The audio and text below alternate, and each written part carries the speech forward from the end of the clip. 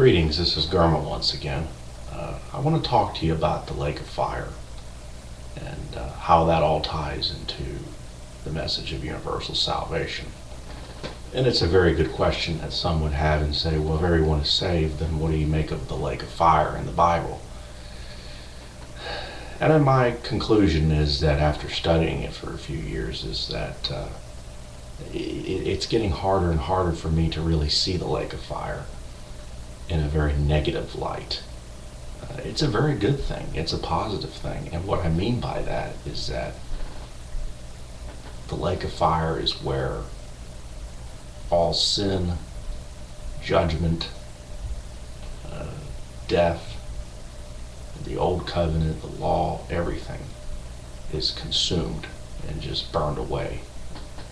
And I think that when John the Revelator saw the lake of fire, he saw a picture of what took place at the cross, as far as our old Adamic selves being crucified with Christ, and in a symbolic sense, being burned away, and the works of the flesh being consumed by fire. And this is a very good thing. Fire is a very good thing. It's not only good, but essential in the natural and in the spiritual realm. And the book of Hebrews talks about that God is a consuming fire. And God is also love. But that doesn't mean that those two are in conflict with each other. God's love is expressed like a consuming fire, in the sense that it consumes away that which is contrary to God, contrary to love, which is hate, pride, all the works of the flesh, selfishness, greed, all unbelief, all self-righteousness. That all gets consumed away. So the lake of fire is nothing to fear. And I don't think that actual people have to go in there. I think that when it talks about like the unbelieving, the murderers, the liars, and the sexually immoral, and the cowards, and they all have their part in the lake of fire, it's talking about the destruction of the old man in Adam, which is a false identity to begin with. It was never really the real us. The real us is the seed of Christ that was born out of his resurrection.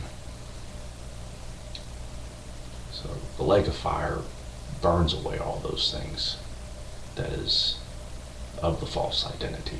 Not people, but that which is of that false identity in Adam. Because it does talk about in Revelation 20 that the lake of fire is the second death. And death and hell are cast into it. And the word hell, the Greek word, is Hades, which means the grave. So death and the grave are destroyed once and for all. So if death and the grave are destroyed once and for all, then all that remains is life. And that life is eternal. So it's good news, really, to know that, the lake of fire is all good. And I just look at it as the purifying fires of God's unconditional love for all. Because his love is all that is going to consume all things in the end. That's all I've got to say for now. Thank you for watching.